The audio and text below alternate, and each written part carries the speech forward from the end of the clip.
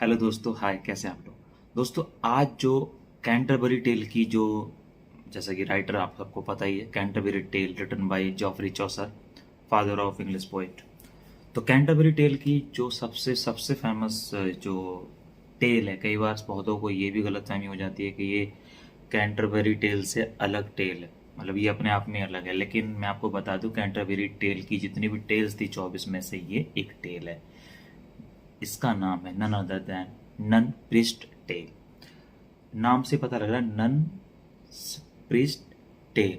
जो नन्स के जो प्रिस्ट होते हैं उनकी टेल है, उन्होंने ये स्टोरी सुनाई थी। इसका मतलब ये हुआ कि जो तीर्थ यात्री थे, पिलग्रिम्स थे 29th, उनमें से एक ये नन्स प्रिस्ट भी थे जिनके नंबर आए, उन्होंने सुनाना शुरू कर दी। अब आप सोचेंगे सर क्या सारे की सारी टेल जरूर याद करनी पड़ेगी? भाई जी देखिए, जो इंपॉर्टेंट है वो मैं बता रहा हूँ, बाकी टाइम हो तो प्लीज़ देख लीजिएगा। प्रीवियस पेपर्स में जनरली जो मैंने बताया वही पूछी जाती है, ठीक है?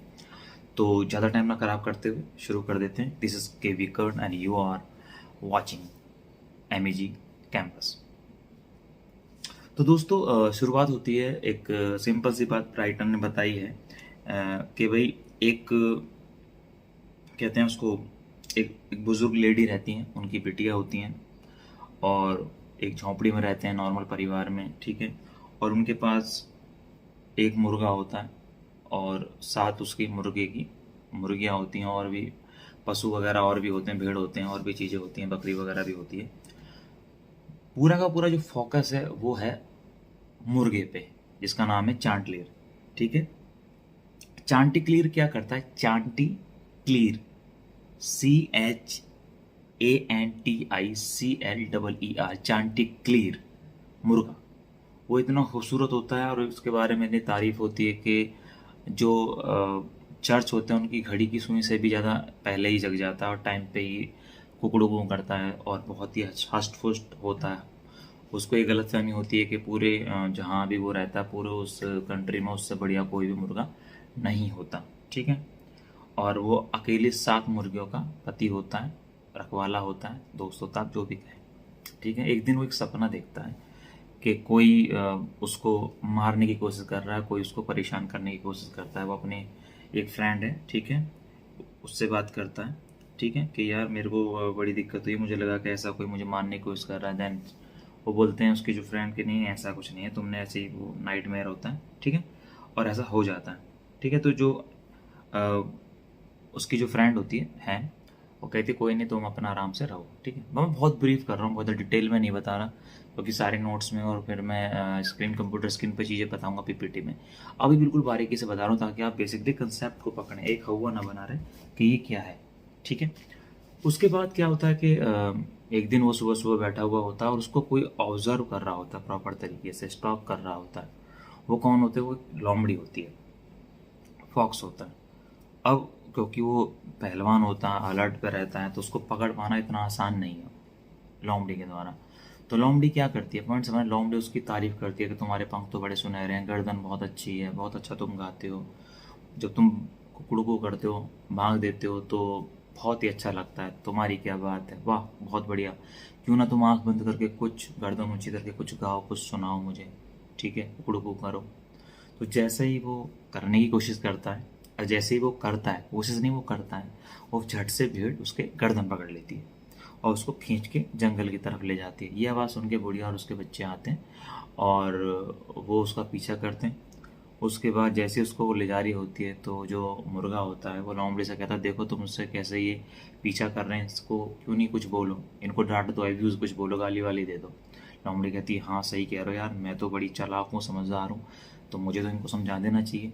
तो जैसे ही लोमड़ी मुँह खोलती है, मुर्गा हमारा चैंटिक्लियर गायब, ठीक है? उसके बाद में वो और तारीफ करती है, पर चैंटिक्लियर कहाँ सुनने वाला था? ये स्टोरी इसी तरह है जो वो बंदर का, एक मगरमच्छ और बंदर का दिल वाली स्टोरी के, फिर बंदर कहता है मगरमच्छ से कि मेरी बीवी ने दिल रख लिया, और फिर उसको फिर वो बच के निकल जाता है। इस स्टोरी के अंदर जो मेन जो बताना चाह रहे हैं हमारे जॉफरी चौसर, वो ये बताना चाह रहे हैं कि इस दुनिया के अंदर एक तो झूठी तारीफ करने वालों से आपको बचना चाहिए।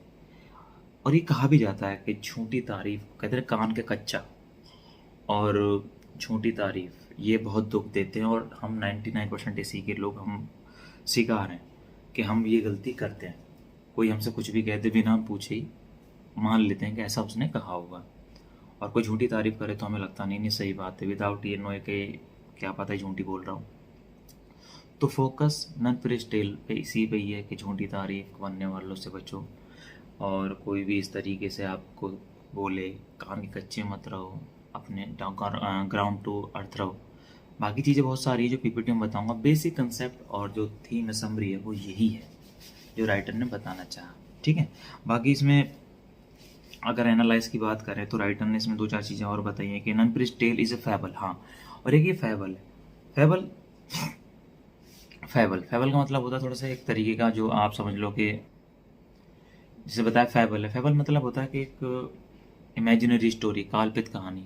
अब तो वे सारी काल्पनिक ही हैं तो इसमें अलग नहीं है, पर फैबल एक अलग से ज़्यादा होता है, तो फैबल ज़्यादा इसमें बोला गया क्योंकि जो प्रीस्ट है उन्होंने एक शायद काल्पनिक कहानी सुनाई है, इन्होंने बोला है।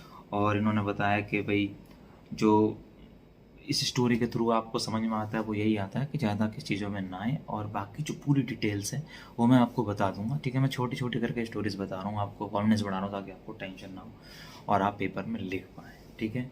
एनालाइज के अंदर आप बाकी चीज़ें लिख सकते हैं, क्योंकि जनरली आप इसमें तो आप कंसेप्ट पकड़ ही लिया है, बाकी चीज़ें मैं पीपीटी करके बता दूंगा ताकि आपका कॉन्फिडेंस लेवल बूस्ट हो। तो मुझे पूरी उम्मीद है अब आपको पता लग गया होगा नन प्रेस टेल क्या है।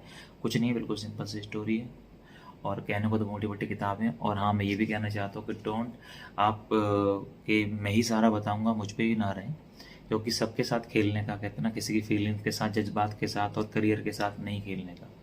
तो मेरी रिक्वेस्ट है आपसे कि आपका मैंने बूस्टअप कर दिया तो आप गूगल पे, मैंने आपको बता भी रखा है कि spark notes, Cliff notes, e notes, grand saver, इन सब वेबसाइट्स पे जाके भी आप अपनी अगली तैयारी कर सकते हैं, ठीक है। बाकी मैं करा रहा हूँ। Thank you very much.